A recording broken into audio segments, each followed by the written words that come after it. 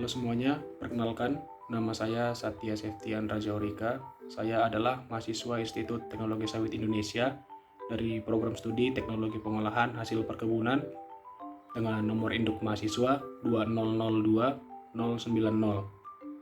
Pada kesempatan kali ini saya akan menjelaskan tentang praktek kerja lapangan 2 kami di PT Nafas Indo, Pabrik Minyak Kelapa Sawit Lay Gombar, yang lokasinya itu berada di Aceh Singkil. Baik, langsung saja. Yang pertama, kita masuk ke latar belakang. Pabrik kelapa sawit merupakan suatu kesatuan dari beberapa mesin, instalasi yang sistem kerjanya berhubungan antara satu dengan lainnya atau yang biasa kita sebut secara kontinu. Keberadaan kelapa sawit di Indonesia bermula dari tahun 1848, yaitu dengan dibawanya 2 bibit kelapa sawit dari daerah Mauritius dan 2 lainnya dari Hortus Botanicus yang berada di Belanda oleh pemerintah Hindia Belanda yang kemudian ditanam sebagai tanaman hias di kebun raya Bogor. Pabrik minyak kelapa sawit PT Nafas Indo berlokasi di Desa Samar 2, Kecamatan Kota Baharu, Kabupaten Aceh Singkil, Provinsi Nangro Aceh Darussalam, yang berjarak kurang lebih 10 km dari Kota Rimo. PT Nafas Indo sendiri memiliki kebun yang luasnya sekitar kurang lebih 12.000 hektar, sekitar 10.500 hektar telah ditanami, serta memiliki 1 unit pabrik minyak kelapa sawit PMKS yang menghasilkan minyak kelapa sawit, crude palm oil, dan kernel.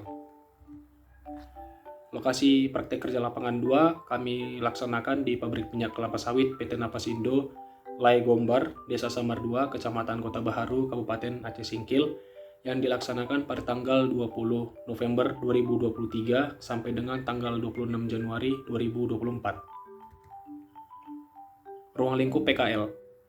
Ruang lingkup kegiatan praktek kerja lapangan di pabrik minyak kelapa sawit PT Nafas Indo Desa Samar 2, Kecamatan Kota Baharu, Kabupaten Aceh Singkil, yang berkapasitas 30 ton TBS per jam, menghasilkan 2 jenis produk, yaitu crude palm oil dan kernel. Kemudian tujuan PKL. Adapun tujuan diadakannya praktek kerja lapangan 2 adalah supaya mahasiswa dapat memahami alur proses pengolahan kelapa sawit serta mengetahui parameter mutu, minyak, dan inti sawit. Kemudian manfaat PKL. Mahasiswa dapat menambah pengetahuan dalam bidang pengetahuan, khususnya dalam pengetahuan pengolahan kelapa sawit menjadi crude palm oil dan kernel.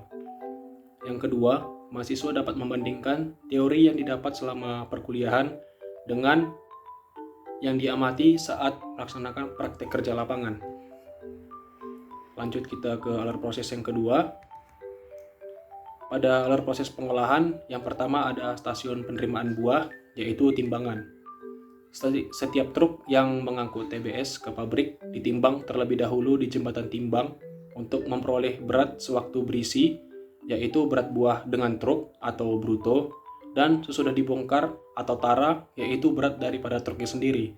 Jadi untuk memperoleh neto atau berat bersih dari buah tersebut digunakan rumus berat bruto dikurang dengan tara sehingga diperolehlah berat netonya atau berat bersihnya. Kemudian kita lanjut ke loading rem. Loading rem merupakan tempat penampungan TBS sementara setelah ditimbang dan sebelum dimasukkan ke dalam lori.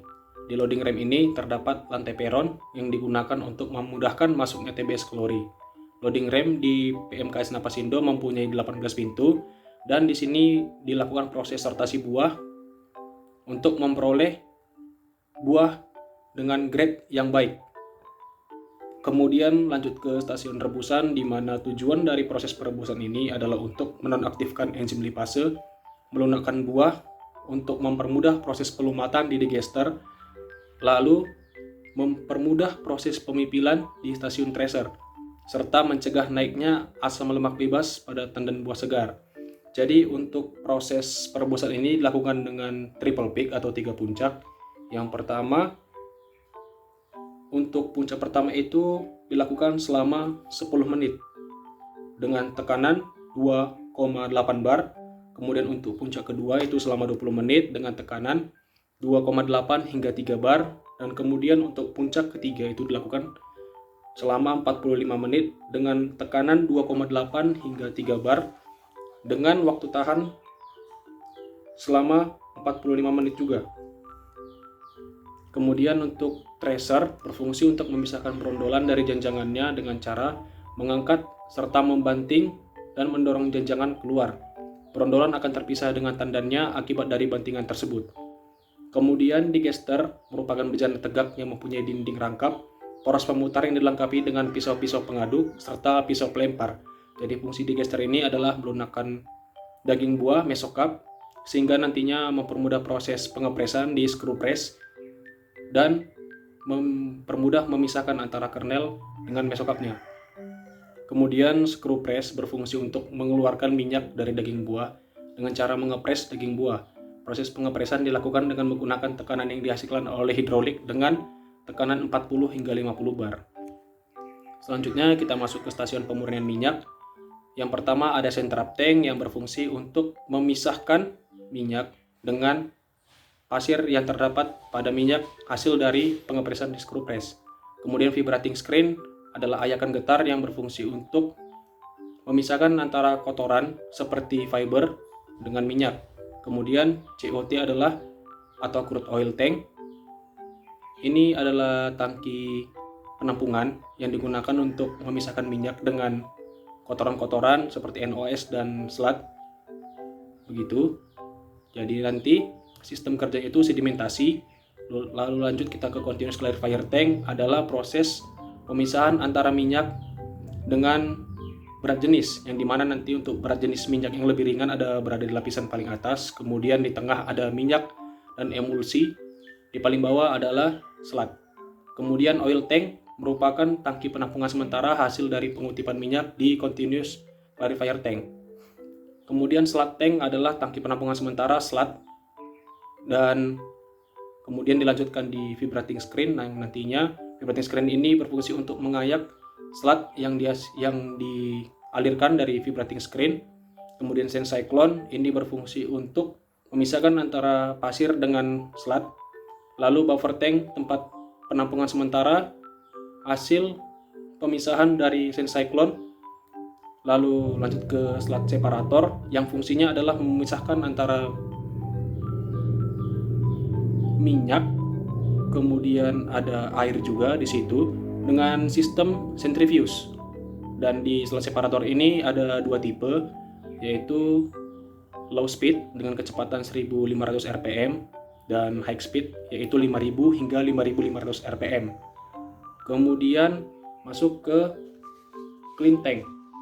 Jadi untuk clean tank ini dia berfungsi sebagai penampungan sementara minyak setelah minyak terpisah di sludge separator. Jadi tangki ini untuk menampung minyak sementara dan mengatur feeding minyak ke float tank. Kemudian di float tank itu mengatur feeding minyak yang masuk ke dalam vacuum dryer untuk proses pengurangan kadar air. Lalu yang terakhir itu ada storage tank untuk penampungan produksi CPO setelah dari proses klarifikasi tadi semua. Lalu untuk hasil akhir itu ada di vat pit. Jadi vat pit ini berfungsi untuk penampungan sementara, dan di sini ada proses pengolahan kembali untuk mengutip minyak. Lalu kita lanjut ke stasiun biji. Yang pertama cake breaker conveyor yang berfungsi untuk menggemburkan fiber yang dari presan dan nut juga di situ. Kemudian nanti dilanjutkan ke DP recurver yang di sini berfungsi untuk memisahkan antara kernel dan fiber dengan sistem berat jenis, yang dimana fiber ini yang berat jenisnya lebih ringan daripada kernel akan dihisap. Kemudian untuk kernel nanti akan jatuh ke bawah dan akan diproses di nut polishing drum, yang dimana nut polishing drum ini berfungsi untuk memoles kernel tadi supaya lebih bersih dan tidak terdapat lagi fiber-fiber yang lengket di kernel tadi. Kemudian untuk nut grading drum ini untuk menggrading atau memisah ukuran-ukuran kernel tadi antara besar, sedang, dan kecil. Lalu kita lanjut ke nut silo. Nut silo ini dia berfungsi sebagai penampungan atau memeram biji sebelum dipecah di ripple mill. Nah, kemudian di ripple mill dia akan dipecah dengan sistem gesekan, di mana nanti biji akan pecah dan terpisah antara cangkangnya dengan kernel yang terdapat di dalamnya dengan gesekan putaran itu 2600 hingga 2800 rpm. Kemudian lanjut di LTDS 1 dan 2, di sini adalah proses pemisahan antara cangkang dengan kernel tadi dengan sistem berat jenis juga, hisapan, yang dimana nanti untuk cangkang yang berat jenisnya lebih ringan itu akan dihisap dan dialirkan sebagai bahan bakar di boiler, dan kernelnya nanti akan diproses di kernel separating drum, yang dimana kernel nanti ini akan dipisahkan dengan cangkang yang masih terikut juga nanti kan. Nah, kemudian selanjutnya diproses lagi untuk pemisahannya di clay bath, di mana clay bath ini dia memisahkan dengan berat jenis namun dengan penambahan CaCO3 atau kalsium karbonat. Lalu di kernel silo ini kernel akan dipanaskan hingga dia sedikit kering, dan lalu nanti untuk akhirnya disimpan di kernel bunker sebagai tempat penyimpanan sementara sebelum kernel akan dijual. Selanjutnya di sini kita ada stasiun pembangkit tenaga atau boiler, yang dimana boiler ini merupakan bejana bertekanan penghasil uap dalam suatu pabrik kelapa sawit yang diibaratkan sebagai jantung pabriknya. Karena tanpa boiler ini, pabrik tidak akan bisa bekerja tanpa suplai uap dari boiler ini. Boiler pabrik kelapa sawit yang dihasilkan yaitu tipe steamnya, yang diambil itu steam. Steam boiler yaitu bejana yang bertekanan yang tertutup serta berisi air, yang nantinya air ini dipanaskan dengan menggunakan bahan bakar padat, cair, dan gas. Namun pada umumnya untuk bahan bakar di pabrik kelapa sawit itu adalah biomasa antara campuran cangkang dengan fiber. Dari hasil pemanasan akan dihasilkan steam, yaitu superheated dan saturated steam. Jadi untuk saturated steam itu dia berfungsi untuk steam perebusan di sterilizer dan mensuplai steam-steam lainnya di stasiun lain, seperti misalnya di klarifikasi atau di stasiun mana yang membutuhkan pemanasan. Dan untuk superheated itu dia berfungsi sebagai penggerak turbin. Nah, turbin ini nanti akan bekerja untuk menggerakkan semua mesin yang ada di pabrik kelapa sawit. Kemudian kesimpulan. Yang pertama, kapasitas pabrik minyak kelapa sawit PT Napas Indo Legombar adalah 30 ton TBS per jam. Dengan maksimal asam lemak bebasnya adalah 4,5% serta rendemen CPO 20% dan inti 4,2%. Bahan baku di pabrik kelapa sawit PMKS Napas Indo ini berasal dari kebun inti milik perusahaan sendiri dan milik masyarakat atau pihak ketiga. Yang kedua, proses pengolahan kelapa sawit merupakan mata rantai ataupun proses yang berkelanjutan atau secara kontinu antara satu stasiun dengan stasiun lainnya, di mana jika ada salah satu kerusakan pada alat tersebut, maka akan menghambat proses produksi di stasiun yang lainnya. Yang ketiga, semakin tinggi kadar FFA atau asam lemak bebas yang terdapat pada minyak, maka semakin rendah kualitas minyak tersebut dan akan menyebabkan bau tengik pada minyak.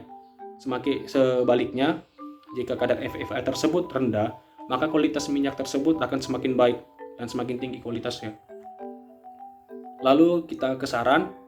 Yang pertama, menjaga kualitas bahan baku TBS yang masuk, baik dari kebun inti maupun pihak ketiga. Yang kedua, mengontrol proses grading bahan baku olah yang masuk di pabrik pada stasiun sortasi di loading rem. Yang ketiga, pelaksanaan kegiatan maintenance pada alat dan mesin secara berkala guna untuk memperpanjang usia pemakaian alat dan mesin. Yang keempat, pelaksanaan kegiatan kebersihan setiap stasiun agar proses bekerja secara baik dan maksimal, nyaman, dan tidak terdapat tumpukan minyak pada lantai supaya tidak terjadi kecelakaan kerja akibat tergelincir. Yang kelima, menjaga kebersihan peralatan dan mesin agar output yang dihasilkan berkualitas serta menghindari pengurangan umur pemakaian pada mesin. Yang keenam, pelaksanaan sistem keselamatan dan kesehatan kerja atau SMK3 kepada para pekerja. Tegur dan beri masukan kepada setiap pekerja atau operator yang tidak melaksanakan prosedur K3 saat bekerja. Hal ini berguna untuk menghindari kecelakaan kerja yang berakibat fatal. Demikian presentasi laporan praktik kerja lapangan 2 dari kami. Semoga berguna untuk kita semua. Selamat siang.